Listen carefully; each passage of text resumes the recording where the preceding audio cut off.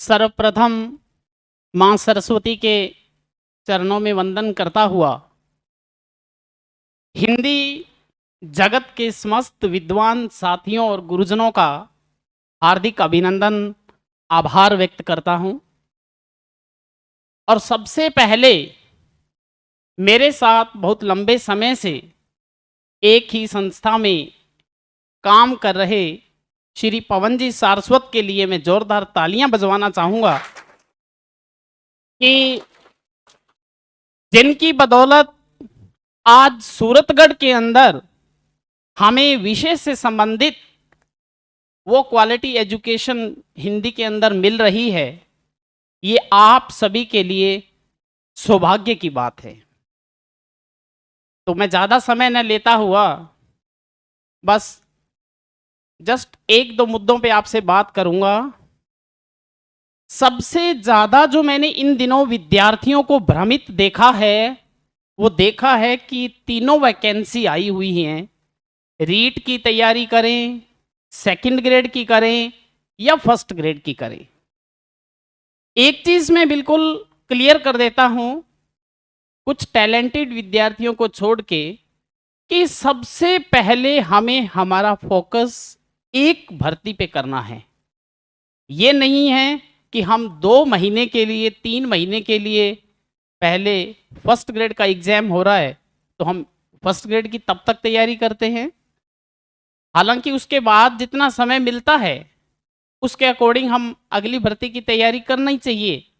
लेकिन यदि आपका फोकस, यदि अभी तक आपने सेकंड ग्रेड की तैयारी की है तो आप फर्स्ट ग्रेड के लिए भ्रमित न हो। आप सेकंड ग्रेड पे अपना फोकस रखें। पिछली परीक्षाओं में हो सकता है आपका बहुत अच्छा प्रदर्शन रहा हो, आप कुछ एक अंक दूर हो तो आप उसी भर्ती पे फोकस रखें। और उसके बाद जितना समय मिलता है अदर वैकेंसीज के लिए, उसके लिए हम जरूर तैयारी करें, अपने आप को प्रिपेयर रखें। मात्र सफलता के लिए, जैसा कि बहुत से साथियों ने कहा, कुछ गट्स हैं, कुछ विशेषताएं हैं जिन पे हमें काम करना पड़ता है। मैं 2 पंक्तियां कहूंगा कि वक्त का तकाजा है कि तूफान से जूझो, आखिर कब तलक चलोगे यूं किनारे किनारे। अब वो समय नहीं है कि हम किनारे किनारे चलते रहें और हम परिस्थितियों का सामना करने से डरते रहें। हमें सफलता के लिए मैदान में उतरना पड़ेगा। ये भीड़ जो होती है वो बहुत ज़्यादा डराने का काम ही कर सकती है, लेकिन वास्तव में मेहनत और रणनीति से काम करने वाले विद्यार्थी बहुत कम होते हैं।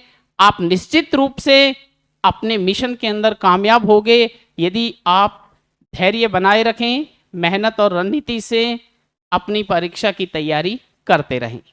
मात्र अंत में जो विद्यार्थी स्कूल लेक्चरर के लिए परीक्षा की तैयारी कर रहे हैं तो स्कूल लेक्चरर के जो प्रथम प्रश्न पत्र में 4 प्रश्न जो हैं वो अंग्रेजी के आते हैं, इंग्लिश लैंग्वेज के आते हैं। बहुत से विद्यार्थी, अक्सर हिंदी के जो विद्यार्थी हैं वो इन प्रश्नों को छोड़कर ही तैयारी करते हैं। इन 4 प्रश्नों में से 2 प्रश्न ज़्यादातर ट्रेडिशनल ग्रामर से आते हैं। ट्रेडिशनल ग्रामर का मतलब, जैसे मेरे से पूर्व स्वामी सर बता रहे थे, direct indirect speech, passive voice और टेंस, ये 3 टॉपिक हैं। टेंस टॉपिक अच्छे से सीख लें ताकि आपको वर्ब फॉर्म का पता चल जाए कि कब कहाँ कौन सी वर्ब लगानी है। इसके साथ साथ पैसिव वॉइस और डायरेक्ट इनडायरेक्ट स्पीच, इन लगभग 3 टॉपिकों से 2 क्वेश्चन कवर हो जाते हैं। अब तीसरा क्वेश्चन, एक क्वेश्चन फंक्शनल ग्रामर का डालते हैं जिसमें आर्टिकल हो सकते हैं, डिटर्मिनर हो सकते हैं, और एक क्वेश्चन जो लगभग आपको नहीं आता तो हमें छोड़ देने में ही फायदा रहता है, वो है वोकैबुलरी का, जिसमें एंटोनिम, सिनोनिम, पर्यायवाची या विलोम शब्द पूछते हैं। अब शब्दकोश जिसका जितना अच्छा है वही विद्यार्थी उस प्रश्न को अटेम्प्ट करे, क्योंकि जहां तक मैं व्याख्याता परीक्षा का मेरा खुद का अनुभव भी आपसे शेयर करूं, तो प्रथम प्रश्न पत्र के बाद मेरी हालात ऐसे हो गए थे कि मुझे नहीं लग रहा था कि मैं फर्स्ट ग्रेड में मेरा चयन होगा, और मेरा प्रयास ये था कि मैं टॉप रैंक के अंदर मेरा सिलेक्शन हो।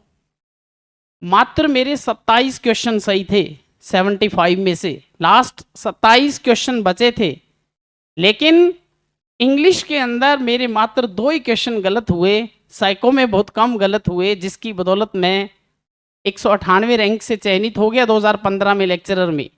लेकिन आप सब लोग फर्स्ट पेपर पे अपना फोकस इस तरह से रखना कि जो टॉपिक नहीं पढ़ना उसे बिल्कुल ना पढ़ें, लेकिन वो टॉपिक ऐसा नहीं होना चाहिए कि वो बहुत ज़्यादा अंक भार कवर करता हो। जैसे अंग्रेजी में आप वोकेबलरी पे छोड़ना चाहें तो छोड़ सकते हैं, इसी तरह से अन्य विषय में भी, साइंस में हो सकता है कुछ टॉपिक आपको लगें कि ये मेरे से कवर नहीं हो रहे, टाइम मैनेजमेंट के अकॉर्डिंग, अंक भार के अकॉर्डिंग मुझे इनको अवॉइड करना है, उनको छोड़ते हुए आप अपनी तैयारी जारी रखें।